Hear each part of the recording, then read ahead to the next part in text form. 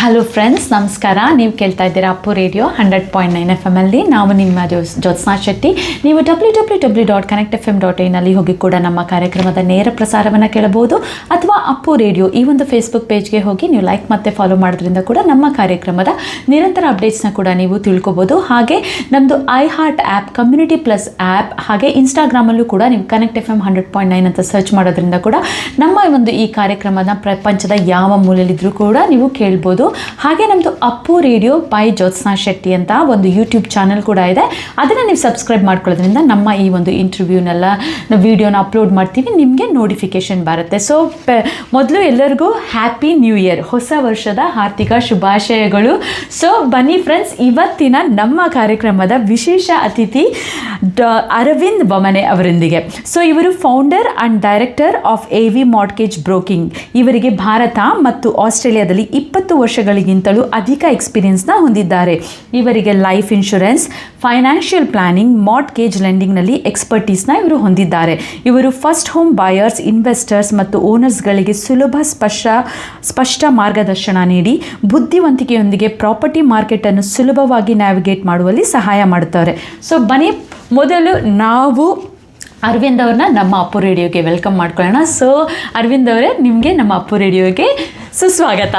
ಧನ್ಯವಾದಗಳು ಜ್ಯೋತ್ಸ್ನಾ, ತುಂಬ ಧನ್ಯವಾದಗಳು. ಮೊದಲನೇದಾಗಿ ನಿಮ್ಮ ಎಲ್ಲ ಕೇಳಿಗರಿಗೆ ಹೊಸ ವರ್ಷದ ಹಾರ್ದಿಕ ಶುಭಾಶಯಗಳು. ದೇವರು ಅವರಿಗೆ ಆಯಸ್ಸು, ಆರೋಗ್ಯ, ಐಶ್ವರ್ಯ ಎಲ್ಲ ಕೊಟ್ಟು ಚೆನ್ನಾಗಿಟ್ಟಿರಲಿ ಅಂತ ನಾನು ಹಾರೈಸ್ತೀನಿ. ತುಂಬ ಖುಷಿ ಆಯಿತು.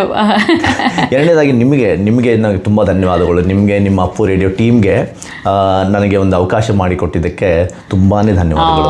It's an absolute pleasure and honour to have you Arvind ಅವರೇ. ಸೊ ಅರವಿಂದ್ ಅವರೇ, ನಾವು ನಿಮ್ಮದು ಒಂದು ಶಾರ್ಟ್ ಅಂದರೆ ಕಿರು ಪರಿಚಯ ಮಾಡಿಕೊಟ್ಟಾಯ್ತು. ಸೊ ನಿಮ್ಮ ಬಗ್ಗೆ, ನಿಮ್ಮ ಒಂದು ಬ್ಯಾಕ್ಗ್ರೌಂಡ್ ಬಗ್ಗೆ ನಮ್ಮ ಶ್ರೋತೃಗಳ ಹತ್ರ ಹಂಚ್ಕೊಳ್ಳಿ. ಖಂಡಿತ. ನಾನು ಹುಟ್ಟಿದ್ದು ಬೆಳೆದಿದ್ದು ಎಲ್ಲ ಬಿಜಾಪುರದಲ್ಲಿ, ಕರ್ನಾಟಕದ ಬಿಜಾಪುರ. ತುಂಬ ಜನ ಉತ್ತರ ಕರ್ನಾಟಕದವರು ಶ್ರೋತೃಗಳಿರ್ತಾರೆ. ಬಿಜಾಪುರದಲ್ಲಿ ಹುಟ್ಟಿ ಇಂಜಿನಿಯರಿಂಗ್ ಮಾಡಿದೆ. ಅದಾದಮೇಲೆ ಅಪ್ಪ ಹೇಳ್ತಾ ಇದ್ರು ಏನು ಮಾಡ್ತಾರೆ ನೆಕ್ಸ್ಟು ಅಂತ. ನನಗೆ ಸರಿ ಏನಾದರೂ MBA ಮಾಡೋಕ್ಕೆ ತುಂಬ ಇಷ್ಟ. ನನಗೆ ಮಷಿನ್ಗಳ ಜೊತೆ ಬಿಟ್ಟು ಜನರ ಜೊತೆ ನನಗೆ ತುಂಬ ಇಷ್ಟ ಅಂತ. ಸೊ ಅದಕ್ಕಾಗಿ MBA ಮಾಡೋಕ್ಕೆ ಅಂತ ನಾನು ಬೆಂಗಳೂರಿಗೆ ಬಂದೆ 2002ರಲ್ಲಿ. ಅಲ್ಲಿಂದ MBA ಮುಗಿಸ್ಬಿಟ್ಟು 2004ರಲ್ಲಿ ನಾನು ICICI Prudential life insurance company join ಆದೆ.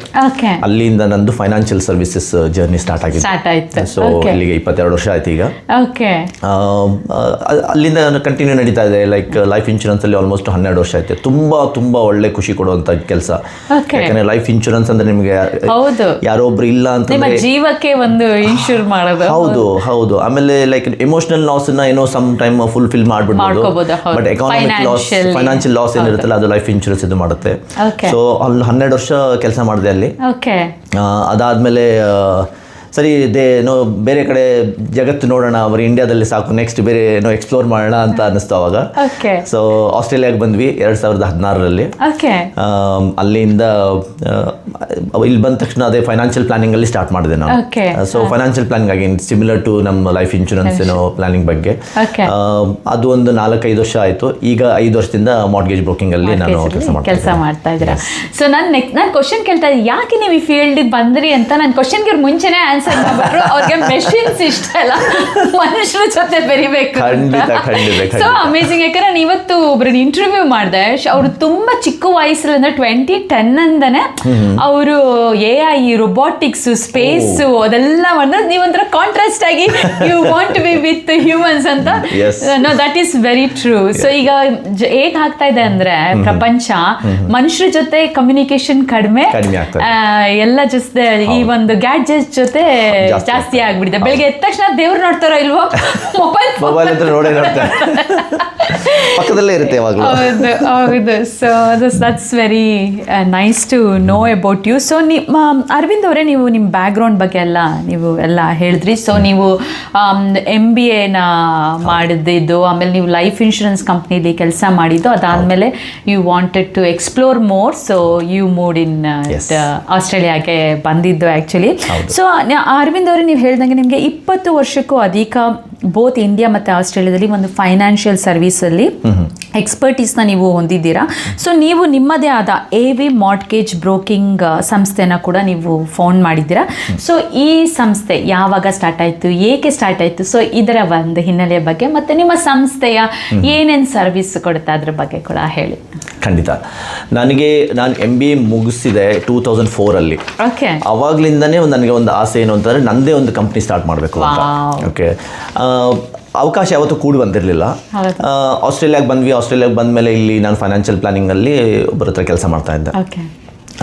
ನನಗೆ 2020 ಅವಾಗ ನನಗೆ ಅನ್ಸಕ್ಕೆ ಸ್ಟಾರ್ಟ್ ಆಯಿತು, ಐ ಥಿಂಕ್ ಈಗ ಒಂದು ಟೈಮ್ ಇದೆ ನನಗೆ. ಅವಾಗ ನನಗೆ ಸ್ವಲ್ಪ ಮಾರ್ಟ್ಗೇಜ್ ಬ್ರೋಕಿಂಗ್ ಬಗ್ಗೆ, ಇಲ್ಲಿ ಫೈನಾನ್ಷಿಯಲ್ ಲೆಂಡಿಂಗ್ ಸಿಸ್ಟಮ್ ಯಾವ ಥರ ಇದೆ ಆಸ್ಟ್ರೇಲಿಯಾನಲ್ಲಿ, ಅದ್ರ ಬಗ್ಗೆ ಸ್ವಲ್ಪ ನಾನು ಅರ್ಥ ಮಾಡ್ಕೊಳ್ಳೋಕ್ಕೆ ಸ್ಟಾರ್ಟ್ ಮಾಡಿದೆ.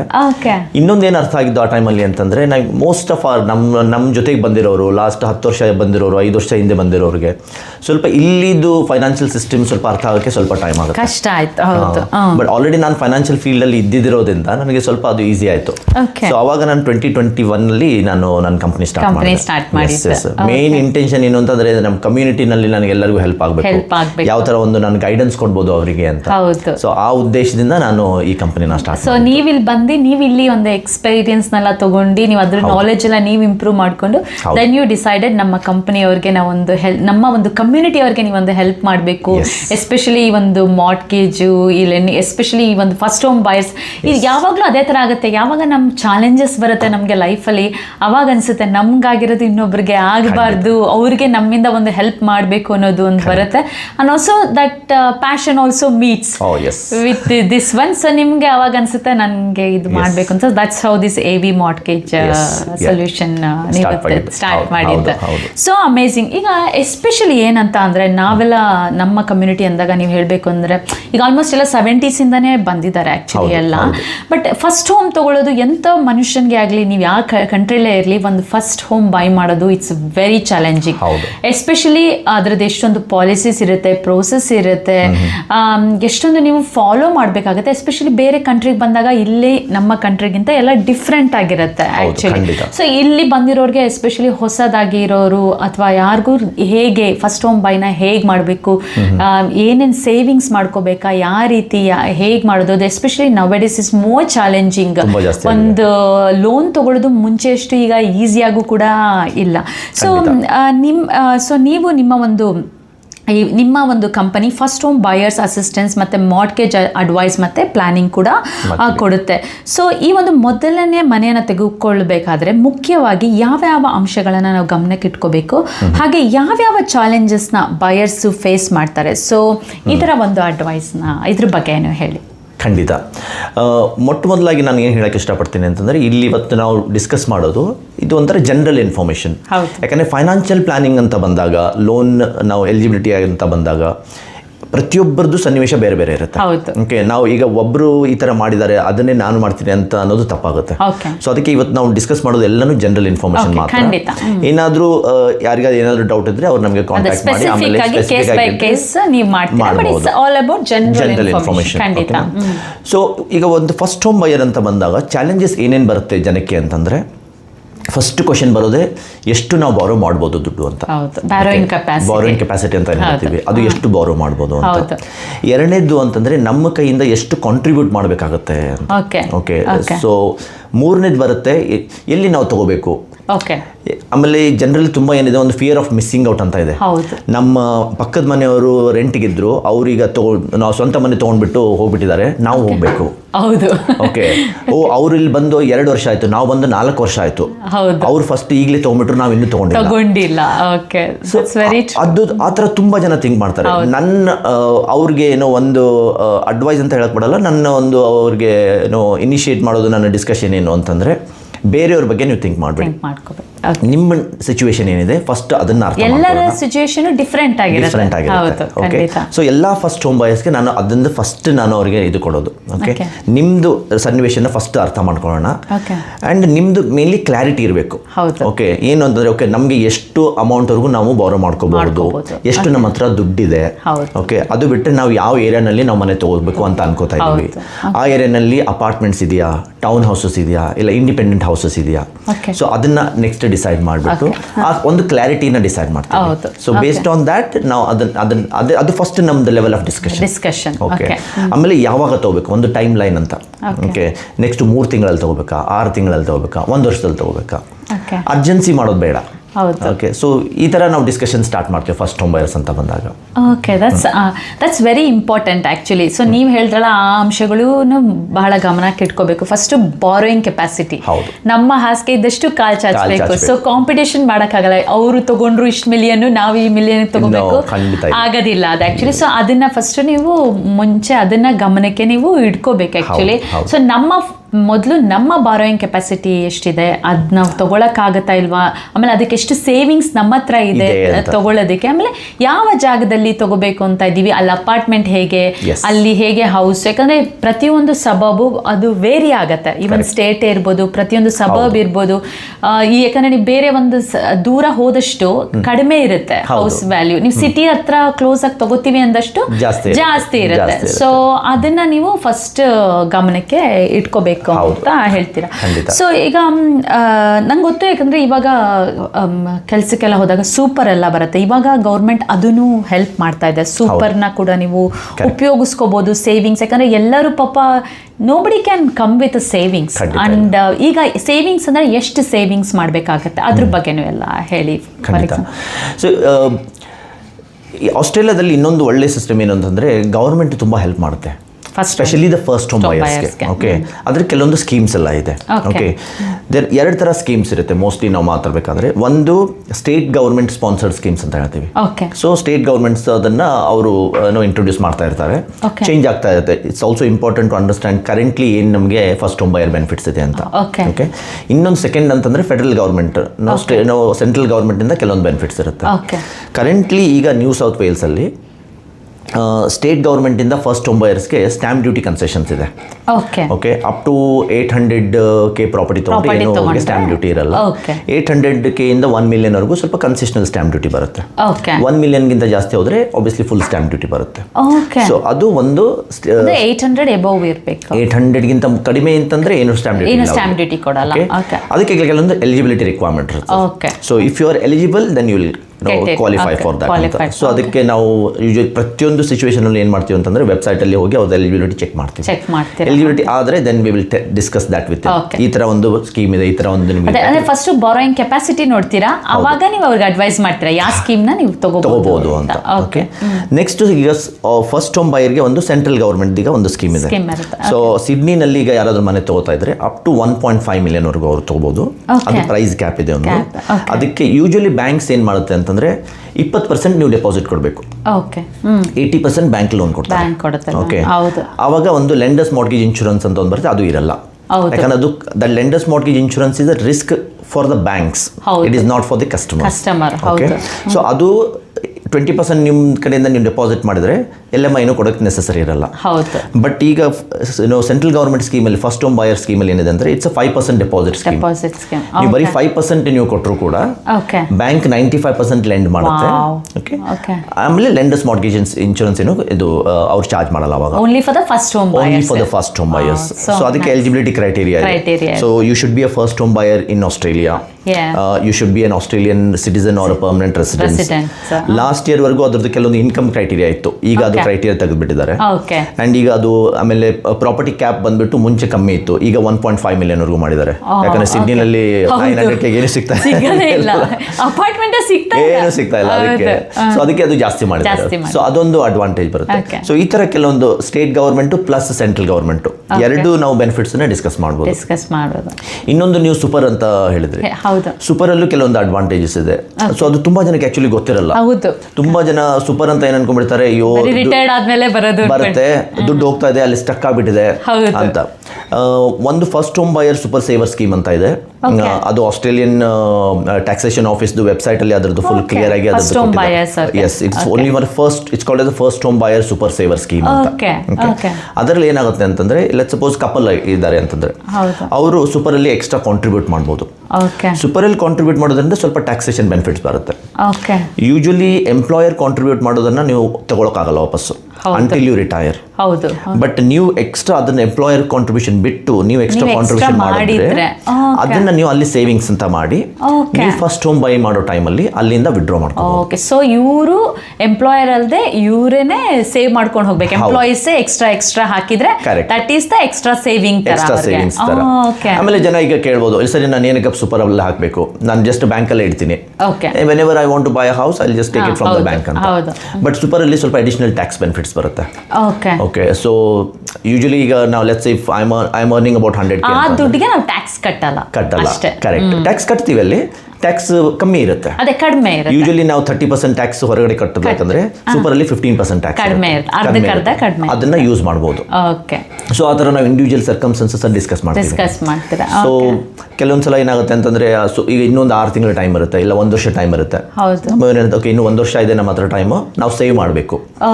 ಸೊ ನಮ್ಮ ಹತ್ರ ಕಸ್ಟಮರ್ಸ್ ಬರೋರೆಲ್ಲ ಲೈಕ್ ಈಗ ಇಮಿಡಿಯೇಟ್ಲಿ ಮನೆ ತಗೋಬೇಕಂತಾನೆ ಎಲ್ಲರೂ ಹೇಳಲ್ಲ.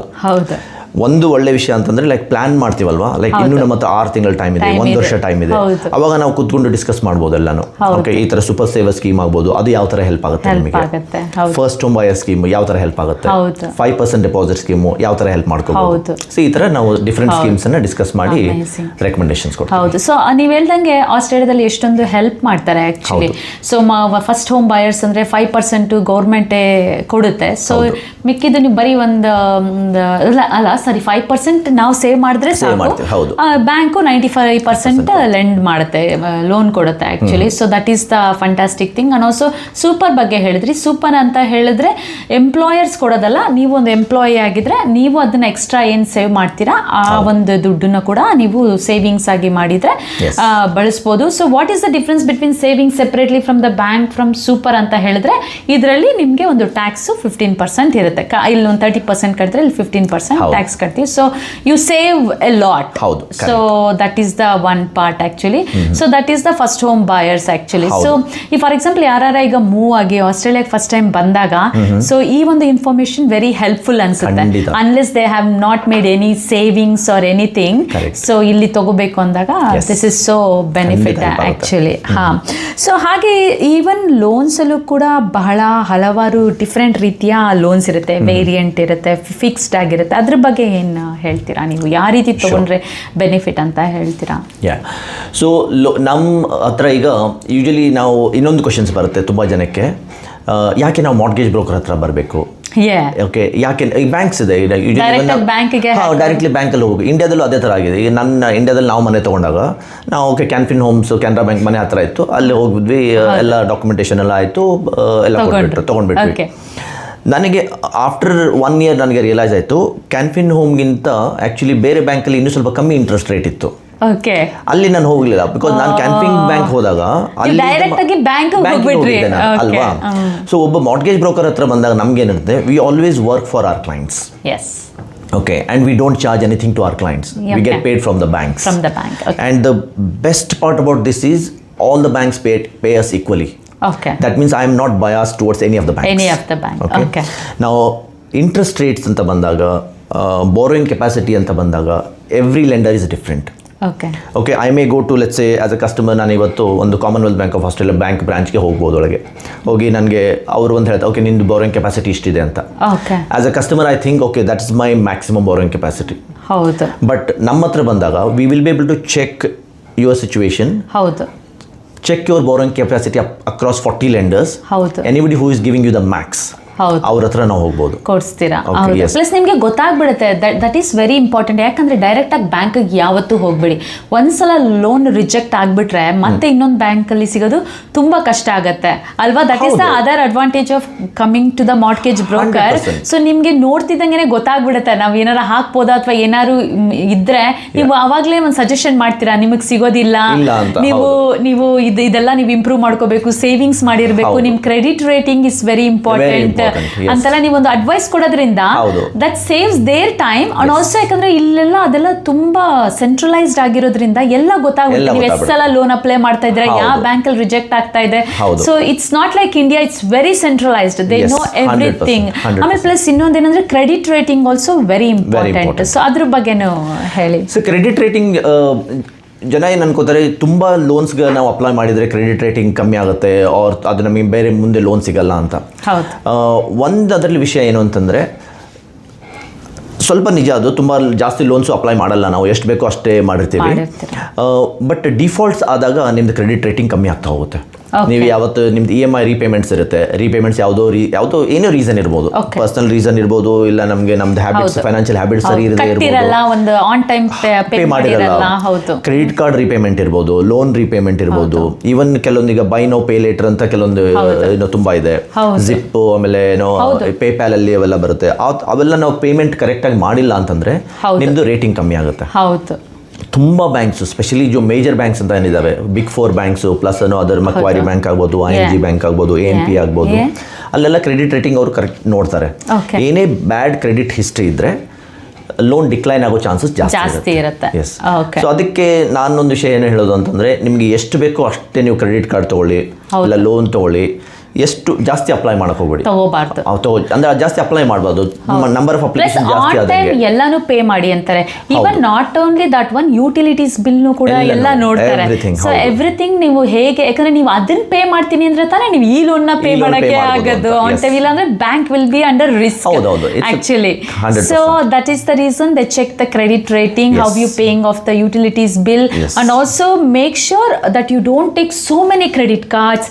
ಈಗ even the Zip Pay will Afterpay ಏನೇನೋ ಈಗಂತೂ ಎಷ್ಟೊಂದ್ ತರ ಬರ್ತಾ ಇದೆ ಆಕ್ಚುಲಿ ಜನಗಳಿಗೆ. ಸೊ ಏನಂದ್ರೆ ಎಲ್ಲ ಏನಾಗಲ್ಲ, ಇದೆಲ್ಲ ಜಸ್ಟ್ ಇಟ್ಕೋಬಹುದು ಅಂತ. ಯಾಕಂದ್ರೆ ಬ್ಯಾಂಕು ನಿಮ್ಗೆ ಲೆಂಡಿಂಗ್ ಕೆಪಾಸಿಟಿ ಇದೆಯಾ ಅಂತ ನೋಡಿದಾಗ ಅದು ಓವರ್ ಆಲ್ ಎಲ್ಲಾನು ಕೂಡ ಚೆಕ್ ಮಾಡುತ್ತೆ ಅಲ್ವಾ. So it's not only just the credit card, it checks how many like loans you have, ಯಾವ್ದು ಎಕ್ಸ್ಟ್ರಾ ಇದೆ, ನೀವು ಹೇಗೆ ಪೇ ಮಾಡ್ಕೊಂಡು ಹೋಗ್ತಾ ಇದ್ದೀರಾ. So you should have a good credit rating ಇರೋದು ವೆರಿ ಇಂಪಾರ್ಟೆಂಟ್ ಕೂಡ. ಆಮೇಲೆ ಸೇವಿಂಗ್ಸ್ ಕೂಡ ಮಾಡಿದ್ರೆ ನಿಮ್ಗೆ ತುಂಬಾ ಉಪಯೋಗ ಆಗತ್ತೆ. ಸೊ ಪವರ್ ಬಾರೋಯಿಂಗ್ ಪವರ್ ಎಲ್ಲ ಕೆಪಾಸಿಟಿ ಸ್ವಲ್ಪ ಚೆನ್ನಾಗಿ ಸಿಗುತ್ತೆ. ಹಾಗೆ ನೀವು ಹೋಲಿಸ್ಟಿಕ್ ಅಪ್ರೋಚ್ ಬಗ್ಗೆ ಕೂಡ ಮೆನ್ಷನ್ ಮಾಡಿದ್ದೀರಾ. So what does that mean in simple terms? So holistic approach ನ ನೀವು ಮಾಡ್ಬೋದು ಅಂತ ಎಲ್ಲ ಹೇಳಿದ್ರಲ್ಲ, ಅದು ಯಾವ ತರ ಅಂತ ಹೇಳಿ. ನಂದು ಫೈನಾನ್ಷಿಯಲ್ ಪ್ಲಾನಿಂಗ್ ಬ್ಯಾಕ್ ಗ್ರೌಂಡ್ ಇರೋದ್ರಿಂದ financial as a part of the financial planning ಮುಂಚೆ ನಾನು ತುಂಬ ಕಸ್ಟಮರ್ಸನ್ನು ಮೀಟ್ ಮಾಡ್ತಾ ಇದ್ದೆ. ಸೂಪರ್ ಆ್ಯನ್ಯುಷನಲ್ಲಿ ಅವ್ರು ಯಾವ ಥರ ಸೇವ್ ಮಾಡ್ತಾ ಇದ್ದಾರೆ, ಅವ್ರದ್ದು ಬಜೆಟಿಂಗ್ ಯಾವ ಥರ ಇದೆ, ಇನ್ಕಮ್ ಎಷ್ಟಿದೆ, ಎಕ್ಸ್ಪೆನ್ಸಸ್ ಎಲ್ಲೆಲ್ಲಿ ಹೋಗ್ತಾ ಇದೆ, ಎಲ್ಲೆಲ್ಲಿ ಸೇವ್ಸ್ ಮಾಡ್ಬೋದು. ಓಕೆ, ಈ ಥರ budgeting I have lot of experience sitting across with husband and wife discussing their day to day expenses. ಅವಾಗ ಏನಾಗುತ್ತೆ ನಮಗೆ ಆಸ್ ಅ ಫೈನಾನ್ಷಿಯಲ್ ಪ್ಲಾನರ್ ಒಂದು ಐಡಿಯಾ ಬರುತ್ತೆ, ಇವರು ಎಲ್ಲೆಲ್ಲಿ ಖರ್ಚು ಮಾಡ್ತಾ ಇದ್ದಾರೆ, ಎಲ್ಲೆಲ್ಲಿ ಉಳಿಸ್ಬೋದು. ಆಮೇಲೆ ಲೆಟ್ಸ್ ಒಂದು ಗೋಲ್ ಇದೆ ನಮಗೆ. ಓಕೆ, ಯೂಶಲಿ ಗೋಲ್ ಅಂತ ಬಂದಾಗ ನಾವು ಸ್ಮಾರ್ಟ್ ಗೋಲ್ಸ್ ಅಂತ ಕರಿತೀವಿ. Goal should be specific. This is my goal ಅಂತ. Okay, let's I want to buy a house is not a goal. I want to buy a house in Schofields for a price of $1.5 million. That is a specific goal. It should be measurable ಅಂತ ಹೇಳ್ತಾರೆ. ಅದನ್ನ measure ಮಾಡಕ್ ಆಗಬಹುದು ನಮಗೆ. Specific, measurable. Okay. Then SMA. Okay, AB is achievable ಆಗಿರಬೇಕು. Okay, ಸುಮ್ಮನೆ ಏನೋ ಒಂದು ಇದು ಮಾಡೋದಲ್ಲ. It should be achievable. It should be realistic. R for realistic. Okay. Then it is a time bound. T for time bound. ಇದು ಒಂದು time ಇರಬೇಕು ನನಗೆ. Smart goal. Smart goals ಅಂತ ಕರಿತೀವಿ. I want to buy a house is not a smart goal. I want to buy a house in 2026 June for a property price worth 1.5 million in Schofield. That's my smart goal. ಅವಾಗ ಏನಾಗುತ್ತೆ ಅಂತಂದ್ರೆ ಇದು holistic ನಾವು approach ಅಂತ ಬಂದಾಗ we decide on smart goals first. Then we understand, okay, ನಿಮ್ದು ಏನೇನು income ಇದೆ, ಅದರಲ್ಲಿ ಎಷ್ಟು ಎಕ್ಸ್ಪೆನ್ಸ್ ಹೋಗ್ತಾ ಇದೆ. Okay, these are the unnecessary expenses. Can we cut down on these ones? Okay, because we have a now goal. Next 6 months we need $200,000 to buy our house. Okay, ಅದನ್ನ ನಾವು ಯಾವ ಥರ ಮಾಡ್ಬೋದು, ಎಲ್ಲೆಲ್ಲಿ ಸೇವ್ ಮಾಡ್ಬೋದು, ಬರೀ ನಾವು ಬ್ಯಾಂಕ್ ಅಕೌಂಟಲ್ಲಿ ಇಟ್ಟು ಮಾಡ್ಬೋದಾ, ಇಲ್ಲ ಅಂತಂದರೆ ಈ ಥರ ನಾವು ಸೂಪರ್ ಸೇವಿಂಗ್ ಸ್ಕೀಮ್ ಬಗ್ಗೆ ಮಾತಾಡಿದ್ವಿ, ಅದನ್ನು ಯೂಸ್ ಮಾಡ್ಕೋಬೋದಾ. ಸೊ ಈ ಥರ ನಾವು when we talk about holistic ಅಂದರೆ ಇದೆಲ್ಲ ನಾವು ಮಾತಾಡ್ತೀವಿ. ಬರೀ ನಾವು let's when you go to mortgage broker who doesn't have any other experience ಅಂತ ಇಟ್ಕೊಳ್ಳಿ. ಆವಾಗ ಅವ್ರೇನಂತ, ಓಕೆ ಬರೀ ನಾವು ನಿಮ್ದು ಇನ್ಕಮ್ ಇಷ್ಟಿದೆ, ನಿಮ್ದು ಅಸೆಟ್ಸ್ ಆ್ಯಂಡ್ ಲಯಬಿಲಿಟೀಸ್ ಇಷ್ಟಿದೆ, ನಿಮ್ದು ಬೋರಿಂಗ್ ಕೆಪಾಸಿಟಿ ಎಷ್ಟು ಬರುತ್ತೆ.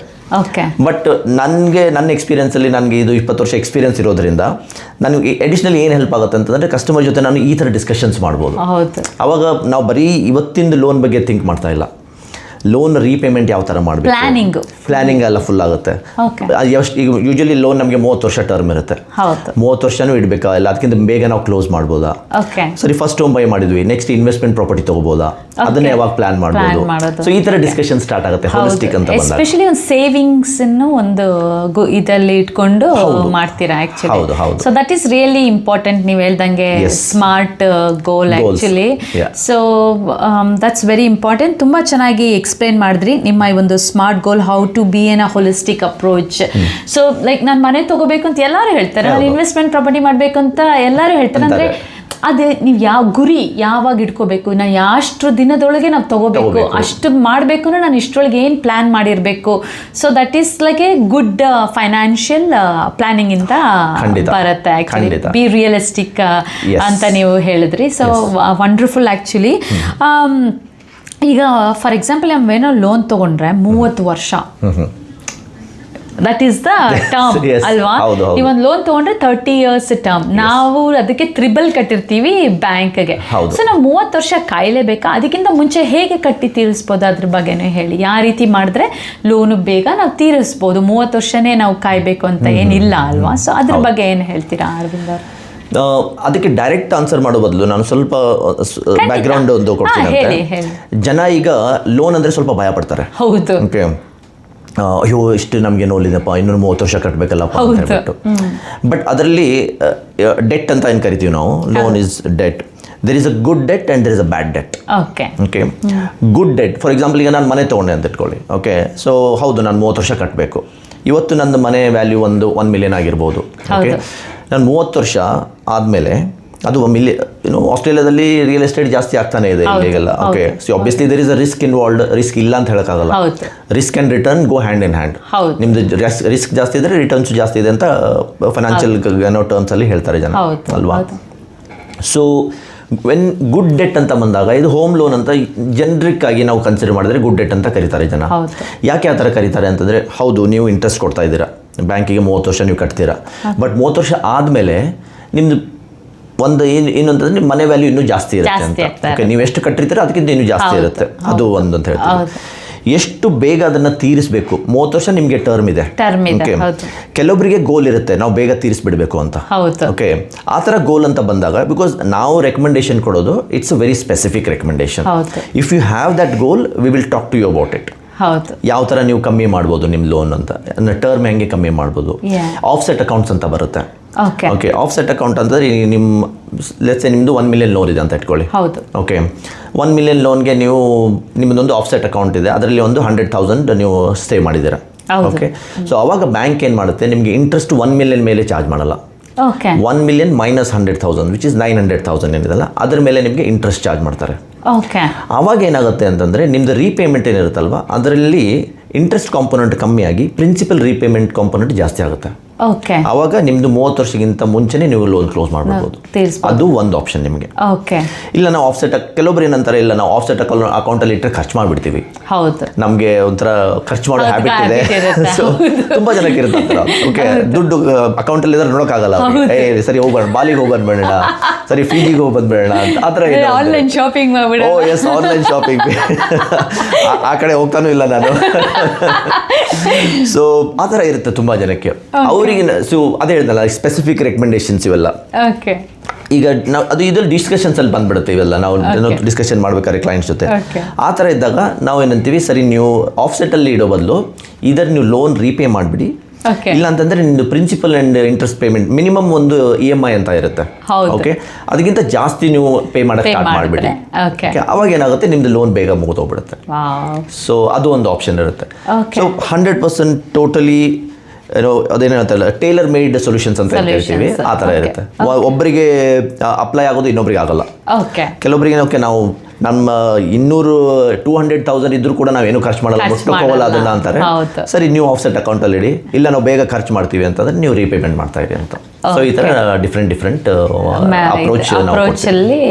ಆಮೇಲೆ ಈಗ ಫಾರ್ ಎಕ್ಸಾಂಪಲ್ ಈಗ 30 yearsಗೆ ಅಂದಾಗ ಲೋನ್ ಕ್ಯಾಲ್ಕುಲೇಟ್ ಮಾಡ್ಬಿಟ್ಟಿರ್ತಾರೆ ಅನ್ಕೊಳ್ಳಿ, $1,000 ಕಟ್ಟಬೇಕು.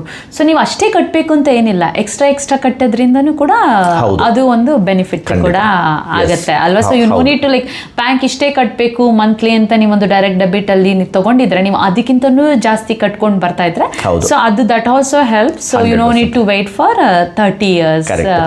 ಅದು ಈಗ ಯೂಶಲಿ ಬ್ಯಾಂಕಲ್ಲಿ EMI ಅಂತ ಟರ್ಮ್ ಯೂಸ್ ಮಾಡ್ತಾರೆ. It's estimated minimum instalment. Minimum ಅಷ್ಟು ಕಟ್ಟಬೇಕು ನೀವು. ಅದೇ ಮಿನಿಮಮ್ ಅಷ್ಟು. ಅದಕ್ಕಿಂತ ಜಾಸ್ತಿ ನಿಮ್ಮ ಕೆಪಾಸಿಟಿ ಇದ್ರೆ ನೀವು ಕಟ್ಬೋದು. ಬ್ಯಾಂಕ್ ಯಾವತ್ತು most of the bank stop ಮಾಡಲ್ಲ. ಯಾಕಂದ್ರೆ ಜನಗಳಿಗೆ ಅಷ್ಟು ಗೊತ್ತಿರಲ್ಲ ನೋಡಿ, ಇಷ್ಟೇ ಹೋಗುತ್ತೆ ಡೈರೆಕ್ಟ್ ಡೆಬಿಟ್ ಕರೆಕ್ಟ್ ಆಗಿದೆ ಅಂತ. They don't know like how much interest the bank is taking. ಜನಗಳು ಒಂಥರ ಈ ಲಾರ್ಜ್ ಟರ್ಮ್ ಅಲ್ಲಿ ಚೆಕ್ ಮಾಡ್ತಾರೆ ಅಲ್ವಾ, ಲೈಕ್ 30 ವರ್ಷ ಇದೆ ಇನ್ನ ಅಂತ. But they don't know like how much we are ಅಂತ ಇರುತ್ತೆ ಆಕ್ಚುಲಿ. ಸೊ ಒಂದ್ ರೀತಿ ಏನಂದ್ರೆ ನೀವು ಮನೆ ತಗೊಳಕ್ಕಿಂತ ಮುಂಚೆ ಚೆನ್ನಾಗಿ ಸೇವ್ ಮಾಡಿದ್ರೆ, ನೀವು ಜಾಸ್ತಿ ಡೆಪಾಸಿಟ್ ಮಾಡಿದ್ರೆ that is also one help ಆಗುತ್ತೆ ಆಕ್ಚುಲಿ. ಸೊ ಎಲ್ಲ ಜಾಸ್ತಿ ಕಟ್ಕೊಂಡು ಬರ್ತಾ ಇದ್ರು, ಅದು ಒಂದು ಹೆಲ್ಪ್ ಆಗುತ್ತೆ. ಸೊ ತುಂಬಾ ಎಷ್ಟೊಂದು ಮಾಹಿತಿನ ಕೊಟ್ರಿ ನೀವು ಅರವಿಂದ್ ಅವರೇ. ಐ ಹೋಪ್ ಇಟ್ ಬೆನಿಫಿಟ್ಸ್ ಅವರ ಆಡಿಯನ್ಸ್ ಅಂತ ನಾನು ಅನ್ಕೊಂತೀನಿ. ಸೊ ಬನ್ನಿ, ಅರವಿಂದ್ ಅವ್ರು ಹೇಳ್ತಿದ್ರು ಈ ಒಂದು ಹಾಡನ್ನ ಅವರ ವೈಫ್ಗೆ ಡೆಡಿಕೇಟ್ ಮಾಡಬೇಕು ಅಂತ. ಅಮೃತ ವರ್ಷಿಣಿಯ ಈ ಒಂದು ಚೆನ್ನಾಗಿರೋ ಒಂದು ಹಾಡು, ಭಲೆ ಭಲೆ ಚಂದದ ಚಂದುಳ್ಳಿ, ಈ ಹಾಡು ವೆರಿ ಫೇಮಸ್, ನಿಮ್ಗೆಲ್ಲರಿಗೂ ಗೊತ್ತಿರ್ಬೋದು. ಬನ್ನಿ ಈ ಹಾಡನ್ನ ಕೇಳೋಣ. ನಮ್ಮ ಸಂದರ್ಶನ ಹೀಗೆ ಕಂಟಿನ್ಯೂ ಆಗುತ್ತೆ. Thank you. ಹಲೋ ಫ್ರೆಂಡ್ಸ್, ನೀವು ಕೇಳ್ತಾ ಇದ್ದೀರಾ ಅಪ್ಪು ರೇಡಿಯೋ 100.9 FM ಅಲ್ಲಿ. ನೀವು www.connectfm.in ಅಲ್ಲಿ ಹೋಗಿ ಕೂಡ ನಮ್ಮ ಕಾರ್ಯಕ್ರಮದ ನೇರ ಪ್ರಸಾರವನ್ನು ಕೇಳ್ಬೋದು. ಅಥವಾ ಅಪ್ಪು ರೇಡಿಯೋ ಈ ಒಂದು ಫೇಸ್ಬುಕ್ ಪೇಜ್ಗೆ ಹೋಗಿ ನೀವು ಲೈಕ್ ಮತ್ತು ಫಾಲೋ ಮಾಡೋದ್ರಿಂದ ಕೂಡ ನಮ್ಮ ಕಾರ್ಯಕ್ರಮದ ನಿರಂತರ ಅಪ್ಡೇಟ್ಸ್ನ ಕೂಡ ನೀವು ತಿಳ್ಕೊಬೋದು. ಹಾಗೆ ನಮ್ಮದು iHeart app, community plus app, ಹಾಗೆ ಇನ್ಸ್ಟಾಗ್ರಾಮಲ್ಲೂ ಕೂಡ ನೀವು ಕನೆಕ್ಟ್ FM 100.9 ಅಂತ ಸರ್ಚ್ ಮಾಡೋದ್ರಿಂದ ನಮ್ಮ ಕಾರ್ಯಕ್ರಮನ ನೀವು ಲೈವ್ ಸ್ಟ್ರೀಮಿಂಗ್ ಪ್ರಪಂಚದ ಯಾವ ಮೂಲೆಯಲ್ಲಿದ್ದರೂ ನೀವು ಕೇಳ್ಬೋದು. ಹಾಗೆ ನಮ್ಮದು ಅಪ್ಪು ರೇಡಿಯೋ ಬೈ ಜ್ಯೋತ್ಸ್ನಾ ಶೆಟ್ಟಿ ಅಂತ ಒಂದು ಯೂಟ್ಯೂಬ್ ಚಾನಲ್ ಕೂಡ ಇದೆ. ನೀವು ಅದನ್ನು ಸಬ್ಸ್ಕ್ರೈಬ್ ಮಾಡ್ಕೊಳ್ಳೋದ್ರಿಂದ ನಮ್ಮ ಒಂದು ಇಂಟರ್ವ್ಯೂ ವೀಡಿಯೋಸ್ನ ನಾವು ಅಲ್ಲಿ ಅಪ್ಲೋಡ್ ಮಾಡ್ತೀವಿ, ನಿಮಗೆ ನೋಟಿಫಿಕೇಶನ್ ಬರುತ್ತೆ. ಸೊ ನಮ್ಮ ಸಂದರ್ಶನ ಅರವಿಂದ್ ವಮನೆಯವ್ರ ಜೊತೆ ಹೀಗೆ ಕಂಟಿನ್ಯೂ ಆಗುತ್ತೆ. ಅರವಿಂದ್ ವಮನೆಯವರು ಅವರ ಒಂದು ಬ್ಯಾಕ್ಗ್ರೌಂಡ್ ಬಗ್ಗೆ ಎಲ್ಲ ಹೇಳಿದ್ರು. ಹಾಗೆ ಅವರು ಒಂದು ಫಸ್ಟ್ ಹೋಮ್ ಬಾಯರ್ಸ್, ಅದರ ಒಂದು ಡೀಟೇಲ್ಸ್ ಎಲ್ಲ, ಒಂದು ಫಸ್ಟ್ ಹೋಮ್ ಬಾಯರ್ಸ್ ಏನೇನು ಚಾಲೆಂಜಸ್ ಇರುತ್ತೆ, ಅದರಲ್ಲಿ ಏನೇನು ಅಂಶಗಳನ್ನ ನಾವು ಮುಖ್ಯವಾಗಿ ಎಲ್ಲ ತಿಳ್ಕೊಬೇಕು ಒಂದು ಫಸ್ಟ್ ಹೋಮ್ ಬಾಯರ್ ಮಾಡಬೇಕು ಅಂತ, ಅದ್ರ ಬಗ್ಗೆ ಹೇಳಿದ್ರು. ಹಾಗೆ ಅವರ ಒಂದು AV ಮಾರ್ಟ್ಗೇಜ್ ಬ್ರೋಕಿಂಗ್ ಸರ್ವಿಸಸ್, ಅವರ ಒಂದು ಈ ಒಂದು ಕಂಪ್ನಿಯ ಬಗ್ಗೆನೂ ಕೂಡ ಅವರು ಎಲ್ಲ ಇನ್ಫಾರ್ಮೇಷನ್ ಕೊಟ್ಟರು. ಸೊ ಬನ್ನಿ ಹಾಗೆ ಅರವಿಂದ್ ಅವ್ರ ಜೊತೆ ಈ ಫಸ್ಟ್ ಹೋಮ್ ಬಾಯರ್ಸ್ದು ಪ್ರೀ ಅಪ್ರೂವಲ್ ಬಗ್ಗೆನೂ ತಿಳ್ಕೊಳ್ಳೋಣ. ಸೊ ಅರವಿಂದ್ ಅವರೇ, ಈ ಪ್ರೀ ಅಪ್ರೂವಲ್ ಅಂದರೆ ಏನು, ಅದರ ಬಗ್ಗೆ ಕೂಡ ಹೇಳಿ. ಸೊ ನಾರ್ಮಲಿ ಬ್ಯಾಂಕ್ಸಲ್ಲಿ ಯಾವ ಥರ ಇರುತ್ತೆ ಅಂದರೆ 2 ಥರ ಅಪ್ರೂವಲ್ಸ್ ಇರುತ್ತೆ. ಒಂದು ಪ್ರೀ ಅಪ್ರೂವಲ್, ಒಂದು ಫಾರ್ಮಲ್ ಅಪ್ರೂವಲ್ ಅಂತ. ಓಕೆ, ಪ್ರೀ ಅಪ್ರೂವಲ್ಗೆ ಇನ್ನೊಂದು ವರ್ಡ್ ಯೂಸ್ ಮಾಡ್ತಾರೆ, ಅಪ್ರೂವಲ್ ಇನ್ ಪ್ರಿನ್ಸಿಪಲ್, AIP ಅಂತಲೂ ಕರೀತಾರೆ. ಈಗ ಏನಾಗುತ್ತೆ, ಸಮ್ಟೈಮ್ಸು ನನಗೆ ಐ ವಾಂಟ್ ಟು ಅಂಡರ್ಸ್ಟ್ಯಾಂಡ್ ನಂದು ಬೋರಿಂಗ್ ಕೆಪಾಸಿಟಿ ಎಷ್ಟಿದೆ ಅಂತ. ಓಕೆ, ಸೊ ನನ್ನ ಹತ್ರ ಇಷ್ಟು ಸೇವಿಂಗ್ಸ್ ಇದೆ. ಓಕೆ, ನಾವು 80% ನಾವು ಲೋನ್ ಬಾರೋ ಮಾಡಬೇಕಾಗುತ್ತೆ. ಓಕೆ, 80% ನನಗೆ ಇಷ್ಟು ಬೋರಿಂಗ್ ಕೆಪಾಸಿಟಿ ಬಂದಿದೆ ಅಂತ. Then what we will do is we will prepare application, ಬ್ಯಾಂಕಿಗೆ ಸಬ್ಮಿಟ್ ಮಾಡ್ತೀವಿ. ವಿ ವುಡ್ ಹ್ಯಾವ್ ಫೈನಲೈಸ್ಡ್ ಯಾವ ಬ್ಯಾಂಕು ಅಂತ. ಬ್ಯಾಂಕ್ ಏನು ಮಾಡುತ್ತೆ ಅಂತಂದರೆ, bank have now looked at your income. Bank has now looked at your all the expenses, and it also has looked at your liabilities. ಎಷ್ಟು ನಿಮ್ದು income ಇದೆ, ಏನೇನು expenses ಇದೆ, ನಿಮ್ದು ಕರೆಂಟ್ಲಿ ಏನೇನು ಲಯಬಿಲಿಟೀಸ್ ಇದೆ, ಅದನ್ನೆಲ್ಲ ಅಸೆಸ್ ಮಾಡಿಬಿಟ್ಟಿದೆ ಬ್ಯಾಂಕ್. ಅದನ್ನು ಅಸೆಸ್ ಮಾಡಿ ನಿಮಗೆ ಒಂದು ಲೆಟರ್ ಕೊಡುತ್ತೆ, ಪ್ರೀ ಅಪ್ರೂವಲ್ ಲೆಟರ್ ಅಂತ. ನಿಮ್ದೆಲ್ಲ ಇವತ್ತಿನ ದಿನ ನಿಮ್ದು ಅಸೆಸ್ ಆಗಿದೆ. ಓಕೆ, ಇದ್ರ ಪ್ರಕಾರ ನಿಮಗೆ ಲೆಟ್ಸ್ ಸೇ $1 million ನಿಮಗೆ ಬಾರೋಯಿಂಗ್ ಕೆಪಾಸಿಟಿ ಇದೆ. ಸೊ ಇದು ಏನಕ್ಕೆ ಪರ್ಪಸ್ ಅಂತಂದ್ರೆ, ಓಕೆ, ನಾವು ಮನೆಯನ್ನ ಓನರ್ ಆಕ್ಯುಪೈಡ್ ಅಂದ್ರೆ ನಾವೇ ಇರಕ್ಕೆ ಅಂತ ನಾವು ತಗೋತಾ ಇದೀವಿ. ಓಕೆ, ಆ ಬೇಸಿಸ್ ಮೇಲೆ ನಿಮಗೆ ಒಂದು ಅಪ್ರೂವಲ್ ಅಂತ ಕೊಡುತ್ತೆ. ಅದಕ್ಕೆ ಪ್ರೀ ಅಪ್ರೂವಲ್ ಅಂತ ಕರೀತಾರೆ. ಅದ್ರ ಅಡ್ವಾಂಟೇಜಸ್ ಏನಂತಂದ್ರೆ, ನಾವು ಮಾರ್ಕೆಟಲ್ಲಿ ಹೋಗಬೇಕಾದ್ರೆ ನೀವು ಎಲ್ಲೇ ರಿಯಲ್ ಎಸ್ಟೇಟ್ ಏಜೆಂಟ್ಸ್ ಹತ್ರ ಮಾತಾಡಿ ನೀವು, ಓಕೆ, ಯಾವುದೋ ಒಂದು ಮನೆ ಇದೆ ಅಂತಂದರೆ, ಓಕೆ, ನೀವು ಅವ್ರ ಹತ್ರ ಮಾತಾಡ್ತೀರಾ, ಈ ಮನೆಯಲ್ಲಿ ನಮಗೆ ಇಂಟ್ರೆಸ್ಟ್ ಇದೆ, ನಾವು ತಗೋಬೇಕು ಅಂತ. ಅವರು ಫಸ್ಟ್ ಕ್ವಶನ್ ಕೇಳೋದೇ ನಿಮಗೆ ಪ್ರೀ ಅಪ್ರೂವಲ್ ಇದೆಯಾ ನಿಮ್ಮ ಹತ್ರ ಅಂತ. ಏನಕ್ಕೆ ಅಂತಂದರೆ, ಅದು ಒಂಥರ ಅವರಿಗೆ ಡಿಫೈನ್ ಮಾಡುತ್ತೆ. Okay, he is a serious buyer ಅಂತ. ಯಾಕಂದ್ರೆ they are answering so many questions. He has the ability to buy time way. He is not a time waster. Okay, that's very important. And also as a customer ನನಗೆ ಏನಾಗುತ್ತೆ ಅಂತಂದ್ರೆ, it's gives me a confidence. Okay, ನಂದು ಬೋರೋಯಿಂಗ್ capacity $1 million ಇದೆ. Okay, ನನ್ನ ಹತ್ರ 200K savings ಇದೆ. ನಮ್ಮ mortgage broker ಹತ್ರ ಇದನ್ನ ಡಿಸ್ಕಸ್ ಮಾಡಿದ್ವಿ ನಾವು. So I can go to a property up to 1.2 million. ಅದಕ್ಕಿಂತ ಜಾಸ್ತಿ ಹೋಗ್ಬೇಕು ಅಂತಂದ್ರೆ ನನ್ನ ಕೈಯಿಂದ ಹಾಕ್ಬೇಕು ನಾನು. ನನ್ನ ಹತ್ರ ಅದು ಕೆಪಾಸಿಟಿ ಇದೆಯೋ ಇಲ್ವೋ, ಆ ಥರ ಕ್ವಶನ್ಸ್ ಎಲ್ಲ ಬರೋಕ್ಕೆ ಸ್ಟಾರ್ಟ್ ಆಗುತ್ತೆ. ಸೊ ಅದಕ್ಕೂ ಪ್ರೀ ಅಪ್ರೂವಲ್ ಇಂಪಾರ್ಟೆಂಟ್ ಆಗುತ್ತೆ. ಸೊ ಪ್ರೀ ಅಪ್ರೂವಲ್ ಅಂತ ತಗೊಂಡಾಗ ನಾನು ಮುಂಚೆ ಒಂದು ಹೇಳಿದ್ದೆ ಕ್ಲಾರಿಟಿ ಇರಬೇಕು ಅಂತ. Okay, so we are clear about our numbers. So ಅದೊಂದಿರುತ್ತೆ. ಎರಡನೇದು ಪ್ರೀ ಅಪ್ರೂವಲ್ ಬೆನಿಫಿಟ್ ಏನು ಅಂತಂದರೆ, ಸ್ಪೆಷಲಿ ನಾನಿಲ್ಲಿ ಸಿಡ್ನಿನಲ್ಲಿ ಇರೋದ್ರಿಂದ ನ್ಯೂ ಸೌತ್ ವೇಲ್ಸಲ್ಲಿ every state has a different conditions ಇದೆ. ಇಲ್ಲಿ ನ್ಯೂ ಸೌತ್ ವೇಲ್ಸಲ್ಲಿ 5 days ಕೂಲಿಂಗ್ ಆಫ್ ಪೀರಿಯಡ್ ಅಂತ ಇರುತ್ತೆ. ಅಂದರೆ 5 daysಲ್ಲಿ ನಿಮ್ಮದು ಬ್ಯಾಂಕಿಂದ ನೀವು ಫುಲ್ ಅಪ್ರೂವಲ್ ತೊಗೋಬೇಕಾಗುತ್ತೆ. ಸೊ ನಿಮ್ಮ ಸಾಲಿಸಿಟರ್ಸ್ ಏನಿರ್ತಾರೆ, who is helping you with the legal terms. Once you finalise the property ಅಂತ ಇಟ್ಕೊಳ್ಳಿ. ಓಕೆ, ನೀವು ಕಾಂಟ್ರಾಕ್ಟ್ ಸೈನ್ ಮಾಡ್ತೀರಾ. Okay, then solicitor will look at everything. ಅದಾದಮೇಲೆ ನೀವು ಬಿಲ್ಡಿಂಗ್ ಆ್ಯಂಡ್ ಪೆಸ್ಟ್ ಕಂಟ್ರೋಲ್ ಅದೆಲ್ಲ check ಮಾಡಿಸ್ತೀರಾ. ಬ್ಯಾಂಕ್ ಸೈಡಿಂದ ನಿಮಗೆ full approval which is unconditional approval ಬೇಕಾಗುತ್ತೆ. So that means bank has looked at your finances.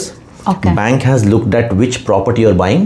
And bank is also happy with the security valuation. Okay. ಅದು normally ಏನಾಗುತ್ತೆ, ಈಗ banks ತುಂಬ busy ಆಗಿರೋದ್ರಿಂದ 5 ದಿನದಲ್ಲಿ ಬರೋದು ಸ್ವಲ್ಪ ಕಷ್ಟ ಆಗುತ್ತೆ. ಬಟ್ ನಿಮ್ಮ ಹತ್ರ ಪ್ರೀ ಅಪ್ರೂವಲ್ ಇದ್ರೆ ಅದು 5 ದಿನದಲ್ಲಿ ಬಂದ್ಬಿಡ್ಬೋದು.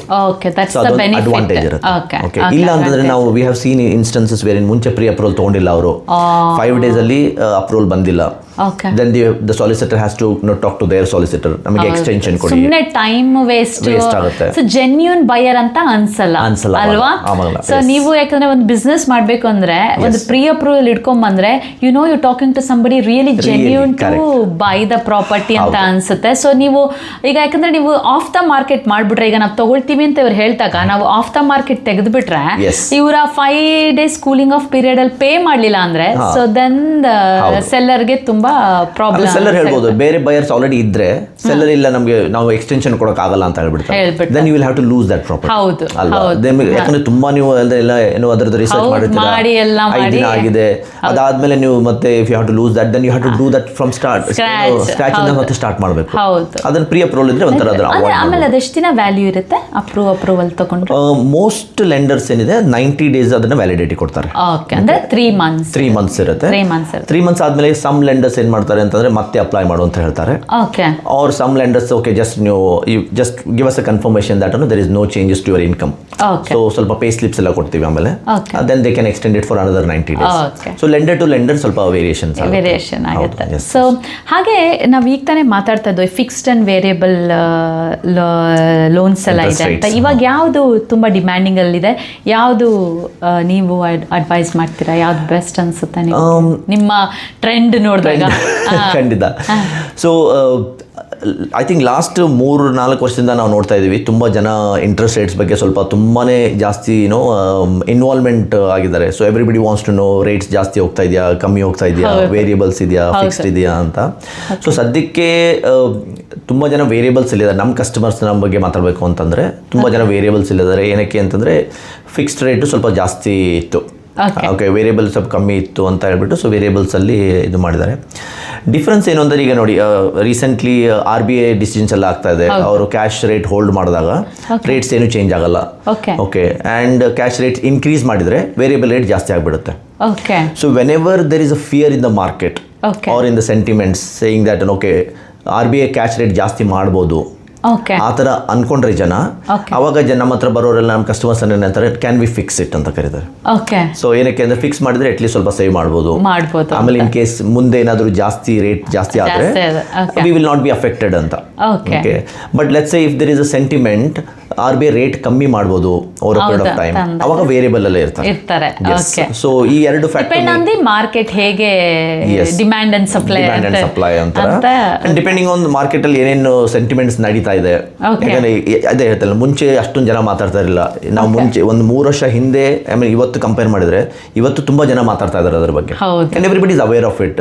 ನ್ಯೂಸ್ ನೋಡ್ತಾರೆ, RBI ಏನಾದರೂ ಡಿಸಿಷನ್ಸ್ ಬಂದ್ರೆ ಇಮಿಡಿಯೇಟ್ಲಿ ನ್ಯೂಸ್ ಅಲ್ಲಿ ಸರ್ಕ್ಯುಲೇಟ್ ಆಗುತ್ತೆ.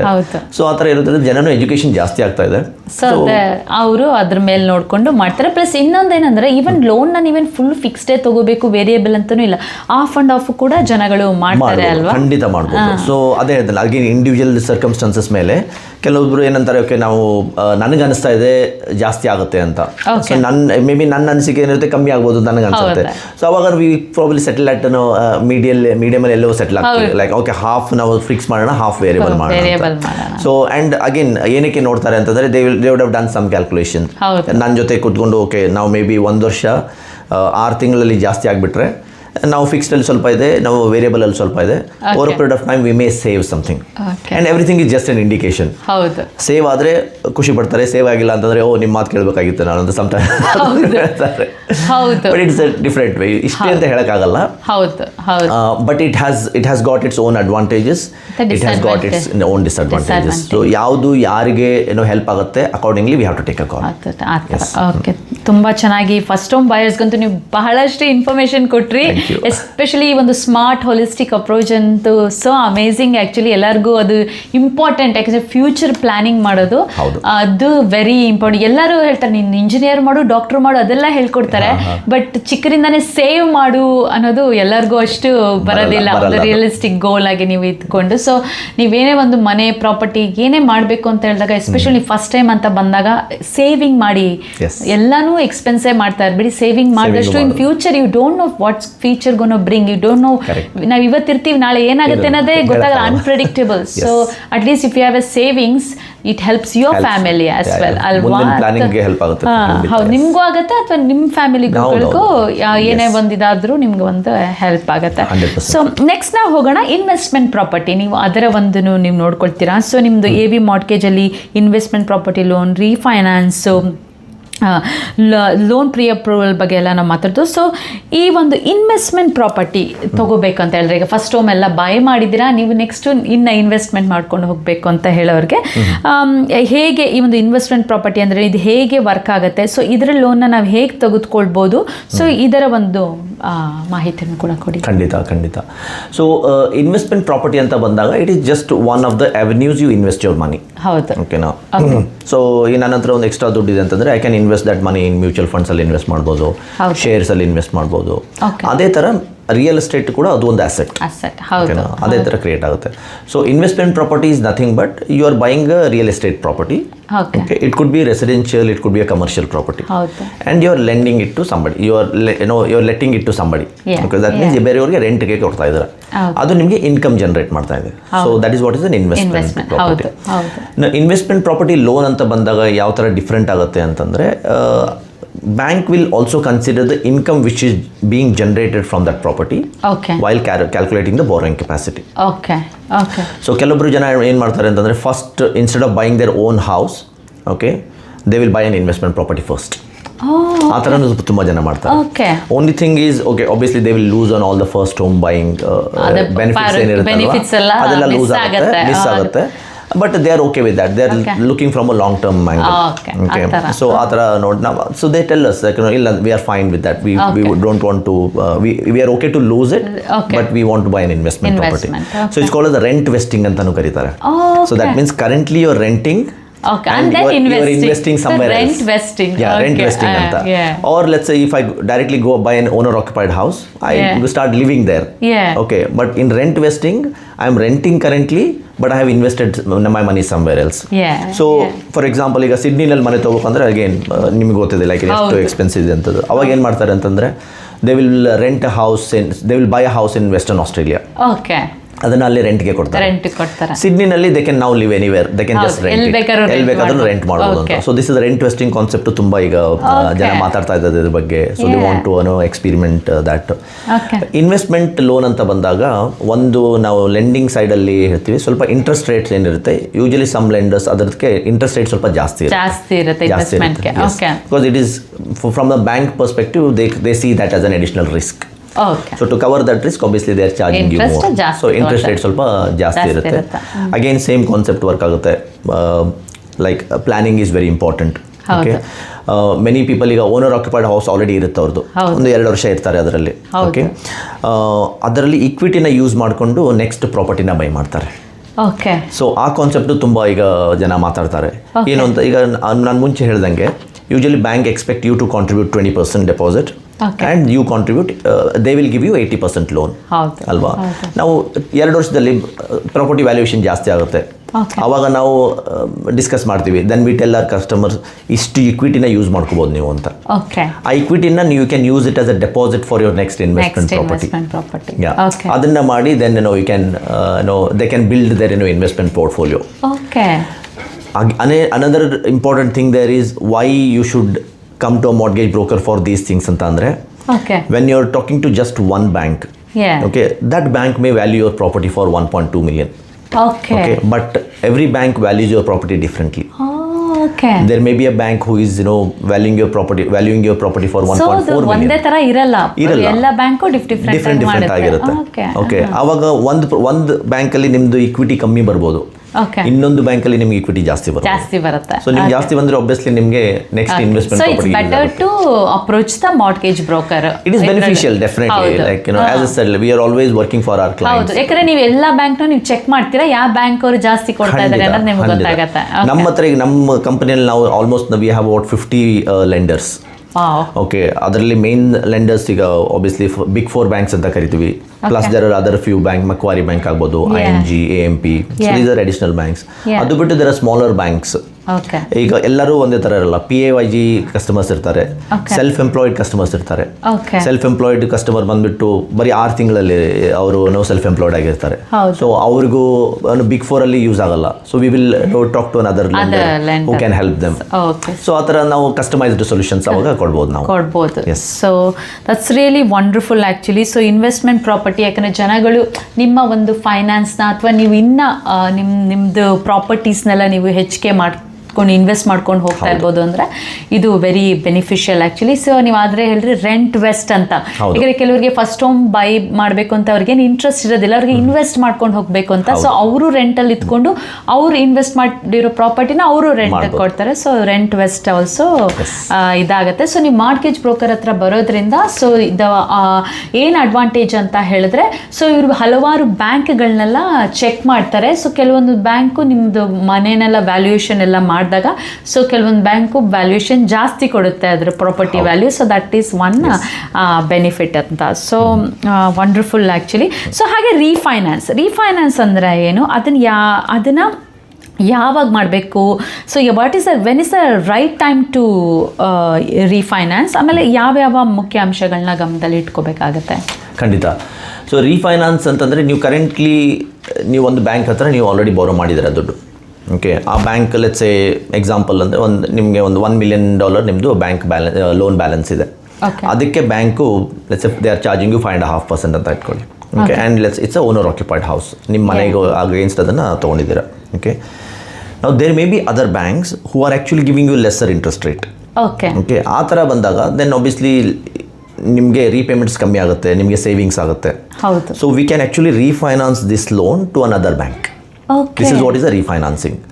ತುಂಬಾ ಜನ ಏನು ಅನ್ಕೋತಾರೆ ಅಂತಂದ್ರೆ, ಈಗ ನಾವು ಒಂದು ಬ್ಯಾಂಕ್ ಹತ್ರ ಇದ್ದೀವಿ, ನಮ್ಮ loan we have to be there for 30 years ಅಲ್ಲೇ ಇರಬೇಕು ಅಂತ ಏನಿಲ್ಲ. ಕೆಲವೊಂದು ಬ್ಯಾಂಕ್ಸ್ ಪ್ರೊಆಕ್ಟಿವ್ ಆಗಿ ಇಂಟ್ರೆಸ್ಟ್ ರೇಟ್ಸ್ ಕಮ್ಮಿ, ಈಗ RBI ಇಂಟ್ರೆಸ್ಟ್ ರೇಟ್ ಕಮ್ಮಿ ಆದಾಗ ಕೆಲವೊಂದು ಬ್ಯಾಂಕ್ಸ್ ಅವರೇ ಕಮ್ಮಿ ಮಾಡ್ತಾರೆ. ಕೆಲವೊಬ್ಬರು ಬ್ಯಾಂಕ್ ರಿಯಾಕ್ಟಿವ್ ಆಗಿರ್ತಾರೆ. ಸೊ ಕಸ್ಟಮರ್ ಅವ್ರಿಗೆ ಫೋನ್ ಮಾಡಿದಾಗ ಮಾತ್ರನೇ ರೇಟ್ಸ್ ಕಮ್ಮಿ ಮಾಡೋದು ಅವೆಲ್ಲ ಮಾಡ್ತಾರೆ. ಓಕೆ, ಸೊ ಅವಾಗ ಏನಾಗುತ್ತೆ, ಲೈಕ್ ನೀವು ಒಂದು 4 ವರ್ಷ ಇರ್ತೀರ ಅಲ್ಲೇ. So you are thinking that no I am very loyal to the bank, but you never know bank may not be that loyal to you. Okay, because ಅವ್ರದೆಲ್ಲ ಬಿಸ್ನೆಸ್ ಪರ್ಸ್ಪೆಕ್ಟಿವ್ ಇರುತ್ತೆ ಅಲ್ವಾ. ಸೊ ಅವಾಗ ಏನಾಗುತ್ತೆ ಅಂತಂದ್ರೆ ರೀಫೈನಾನ್ಸ್ ಲೆಟ್ಸ್ ಅವಾಗ option ನಾವು consider ಮಾಡಿದಾಗ there may be certain savings for you. Okay, so ಅದೊಂದು ಅಡ್ವಾಂಟೇಜ್ ಆಗುತ್ತೆ. ಎಸ್. ಸೊ ಹಾಗೆ ಈಗ ಕೆಲವರು ಏನಂದ್ರೆ ಮನೆಯನ್ನ ರಿನೋವೇಷನ್ ಮಾಡಬೇಕು ಅಂತ ಅನ್ಕೊಳ್ತಾರೆ, ಅಥವಾ ಮನೆಯದು ಪ್ರಾಪರ್ಟಿ ಮೇಲೆ ಫೈನಾನ್ಸ್ ಮಾಡಿಬಿಟ್ಟು ಏನೋ ಒಂದು ಕಾರ್ ತಗೋಬೇಕು ಅಂತ ಇರುತ್ತೆ. So refinance will benefit them with so many other ways actually. So ಅದು ಕೂಡ ಒಂದು ಹೆಲ್ಪ್ ಆಗುತ್ತೆ. ಸೊ ಹಾಗೆ ನೀವು ಒಂದು ಇನ್ವೆಸ್ಟ್ಮೆಂಟ್ಗೆ ಅಂತ ಬಂದಾಗ ಈಕ್ವಿಟಿ ಇಟ್ಕೊಂಡ್ರು ಅದು ತುಂಬಾ ಮಾಡ್ಬೋದು. ಒಂದು ಬ್ಯಾಂಕು ವ್ಯಾಲ್ಯೂಷನ್ ಕಮ್ಮಿ ಮಾಡಿದೆ, ಇನ್ನೊಂದು ಬ್ಯಾಂಕ್ ವ್ಯಾಲ್ಯೂಷನ್ ಜಾಸ್ತಿ ಮಾಡಿದೆ. ಸೊ ನಾವು ರೀಫೈನಾನ್ಸ್ ಮಾಡಿದಾಗ ಅದರಲ್ಲಿ ಜಾಸ್ತಿ ಇಕ್ವಿಟಿನ ತಗೊಂಡು ಇನ್ವೆಸ್ಟ್ಮೆಂಟ್ ಪ್ರಾಪರ್ಟಿನೆಲ್ಲ ನಾವು ಬೈ ಮಾಡ್ಕೋಬಹುದು. ಸೊ ಅದು ಒಂದು ಅಡ್ವಾಂಟೇಜ್ ಇರುತ್ತೆ ಅಲ್ಲಿ. ಸೊ ಅಗೇನ್ ಇಂಡಿವಿಜುವಲ್ ಸಿಚುವೇಶನ್ ನಾವು ಸ್ಟಡಿ ಮಾಡಿದಾಗ ನಾವು ರೀಫೈನಾನ್ಸ್ ಮಾಡಬೇಕು ಮಾಡಬಾರ್ದು, ಮಾಡಿದ್ರೆ ಏನು ಬೆನಿಫಿಟ್ ಆಗುತ್ತೆ ಅಂತ ಅದೊಂದು ನಮಗೆ ಅಡ್ವಾಂಟೇಜ್ ಇರುತ್ತೆ. ಓಕೆ, ಸೊ ಬಹಳಷ್ಟು ಮಾಹಿತಿನ ಕೊಟ್ರಿ ಅರವಿಂದ್ ಅವರೇ. ಸೊ ನಮ್ಮ ಕಾರ್ಯಕ್ರಮ ಇನ್ನು 5 ನಿಮಿಷ ಇದೆ ಆ್ಯಕ್ಚುಲಿ. ಸೊ ಬನ್ನಿ ಅರವಿಂದ್ ಅವ್ರ ಜೊತೆ ಬಹಳಷ್ಟು ಫೈನಾನ್ಸ್ ಬಗ್ಗೆ ಮಾತಾಡ್ದೋ, ಫೈನಾನ್ಸ್ ಬಗ್ಗೆ ಎಷ್ಟೊಂದು ಇನ್ಫಾರ್ಮೇಷನ್ನ ಕೊಟ್ಟರು. ಸೊ ನಿಮಗೆ ಉಪಯುಕ್ತ ಆಗಿದೆ ಅಂತ ನಾವು ತಿಳ್ಕೊಳ್ತೀವಿ. ಸೊ ಅರವಿಂದ್ ಅವರು ಹೇಗೆ ಅವರು ಒಂದು ಜರ್ನಿನ ಸ್ಟಾರ್ಟ್ ಮಾಡಿದ್ರು, ಅವರು ಒಂದು MBAನ ಓದಿದ್ರು, ಅಲ್ಲಿ ಲೈಫ್ ಇನ್ಶೂರೆನ್ಸಲ್ಲಿ ಅವರು ಕೆಲಸ ಮಾಡಿದ್ರು. ಅದಾದಮೇಲೆ ಅವರು ಆಸ್ಟ್ರೇಲಿಯಾಗೆ ಮೂವ್ ಆದರು. ಸೊ ಇಲ್ಲೂ ಅವರು ಎಲ್ಲ ಕೆಲಸ ಮಾಡಿದ್ಮೇಲೆ then he thought like why don't I open my own mortgage ಸರ್ವಿಸಸ್ನ ನಾನೇ ಯಾಕೆ ಇಲ್ಲಿ ತೆಗಿಬಾರ್ದು ಅಂತ ಹೇಳಿ ಅವರು 2021 ನಿಮ್ಮದು AV ಮಾರ್ಟ್ಗೇಜ್ ಬ್ರೋಕಿಂಗ್ ಸೊಲ್ಯೂಷನ್ ಅವರದ್ದೇ ಆದ ಒಂದು ಕಂಪನಿನ ಅವರು ಓಪನ್ ಮಾಡಿದ್ರು. ಅಲ್ಲಿ ಅವರು ಫಸ್ಟ್ ಹೋಮ್ ಬಾಯರ್ಸ್ಗೆ, ಈ ಲೆಂಡರ್ಸ್ಗೆ, investment, refinance, holistic approach towards this investment ಎಲ್ಲ ಅದ್ರ ಬಗ್ಗೆ ಎಲ್ಲ ಅವರು ಎಲ್ಲ ಒಂದು ಅಡ್ವೈಸಸ್ನ ಅದ್ರ ಬಗ್ಗೆ ಎಲ್ಲ ಅವರು ಒಂದು ನಿಮಗೆ ಸೊಲ್ಯೂಷನ್ಸ್ನ ಎಲ್ಲ ಕೊಡ್ತಾರೆ. So it's always important, don't go directly to the bank, always go to the proper mortgage brokers. Actually ಅದ್ರ ಬಗ್ಗೆ ಎಲ್ಲ ಬಹಳಷ್ಟು ಮಾಹಿತಿ ಕೊಟ್ಟರು. ಅದರಲ್ಲಿ ಎಷ್ಟು ಹೆಲ್ಪ್ ಆಗುತ್ತೆ ಅನ್ನೋದು ಕೂಡ ಅವರು ಎಲ್ಲ ಹೇಳಿದ್ರು. ಸೊ ಅದ್ರ ಪ್ರೋಸು ಕಾನ್ಸ್ ಎಲ್ಲನೂ ಏನೇನಿರುತ್ತೆ ಅಂತ ಎಲ್ಲ, ಯಾಕಂದರೆ ಅವ್ರಿಗೆ and also you update with yourself with the current market trends, so you know what's right, what's wrong ಅನ್ನೋದೆಲ್ಲ ಅವ್ರಿಗೆ ಇರುತ್ತೆ. So that is very beneficial. ಆಮೇಲೆ ಸ್ಮಾರ್ಟ್ ಗೋಲ್ ಬಗ್ಗೆ ಕೂಡ ಹೇಳಿದ್ರು ಎಲ್ಲ. ಸೊ ಅದನ್ನು ನೀವು ಇಟ್ಕೊಂಡ್ರೆ ಹೋಲಿಸ್ಟಿಕ್ ಅಪ್ರೋಚ್, ಯಾಕಂದರೆ ರಿಯಲಿಸ್ಟಿಕ್ ಗೋಲ್ನ ಇಟ್ಕೊಳ್ಳೋದ್ರಿಂದ ನಿಮಗೆ ಬಹಳಷ್ಟು ಉಪಯುಕ್ತ ಆಗುತ್ತೆ. ಎಲ್ಲರೂ ಜಾಸ್ತಿ ಜನಗಳು ಅದನ್ನು ಮಾಡೋದಿಲ್ಲ, ಆ ತಪ್ಪುಗಳನ್ನ ಮಾಡ್ತಾರೆ ಅಂತ ಎಲ್ಲ ಹೇಳ್ತಾ ಇದ್ರು. So that is also one important. Even pre approval ಎಲ್ಲ ನೀವು ಲೋನ್ ಮಾಡಿಸ್ಕೊಳ್ಳೋದ್ರಿಂದ ಎಷ್ಟು ಹೆಲ್ಪ್ಫುಲ್ ಆಗುತ್ತೆ ನೀವೊಂದು ಹೌಸ್ನ ಬೈ ಮಾಡಬೇಕಾದ್ರೆ ಅಂತೆಲ್ಲ ಹೇಳಿದ್ರಿ. ರೀಫೈನಾನ್ಸ್ ಬಗ್ಗೆ, investment. So you gave lot of information. ಒಂದು ಸ್ವಲ್ಪ ಫನ್ ಆಕ್ಟಿವಿಟಿ ಮಾಡೋಣ ಅಂತ. Very serious topic. yes, 100%. So rapid fire round Aravind ಅವ್ರ ಜೊತೆ. Early riser or night owl? Early riser. Okay. Chai or coffee to kickstart your day? It used to be coffee about 7 months ago. Since 7 months, it is tea. ಯಾಕೆ change ಆಯ್ತು ಅಂದ್ರೆ I don't know.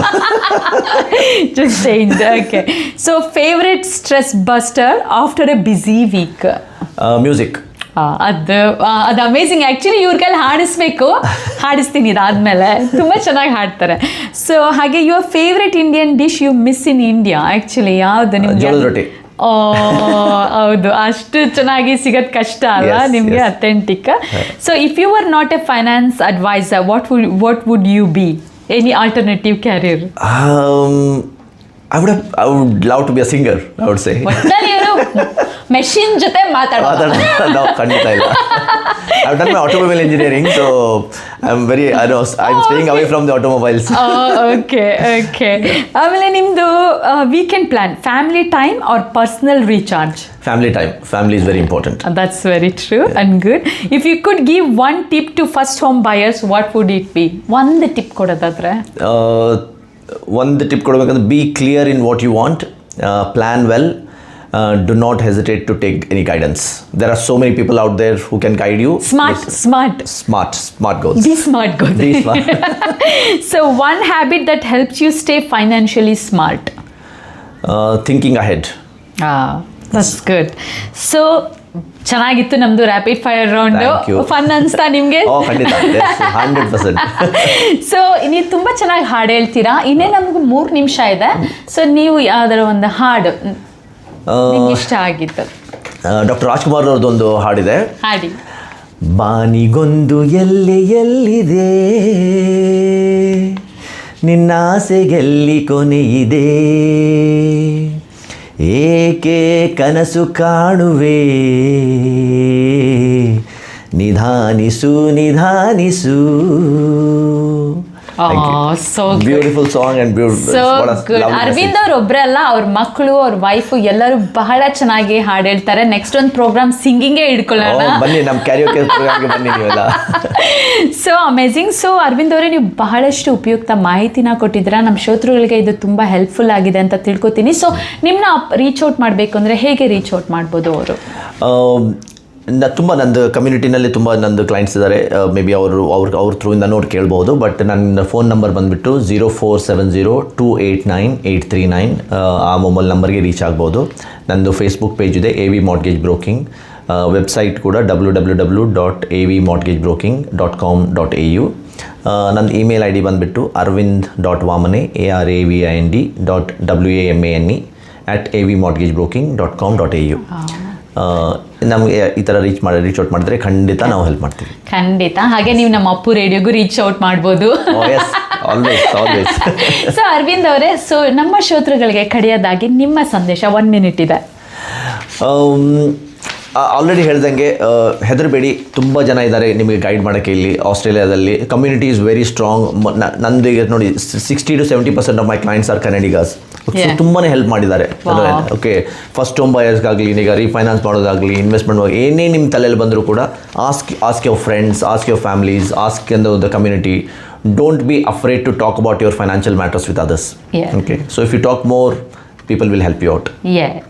Thank you so much Arvind ಅವರೇ. Once again ನೀವು ಬಂದು ಬಹಳಷ್ಟು ಉಪಯುಕ್ತ ಮಾಹಿತಿನ ಕೊಟ್ಟಿದ್ದೀರಾ. ಸೊ ನಮ್ಮ ಶ್ರೋತೃಗಳಿಗೆ ಇದರಿಂದ ಬೆನಿಫಿಟ್ ಆಗಿದೆ ಅಂತ ತಿಳ್ಕೊತೀವಿ. ಅದನ್ನು ಹೇಳ್ತಾ ನಮ್ಮ ಕಾರ್ಯಕ್ರಮನ ಈಗ ಮುಕ್ತಾಯ ಮಾಡ್ತಿದ್ದೀವಿ.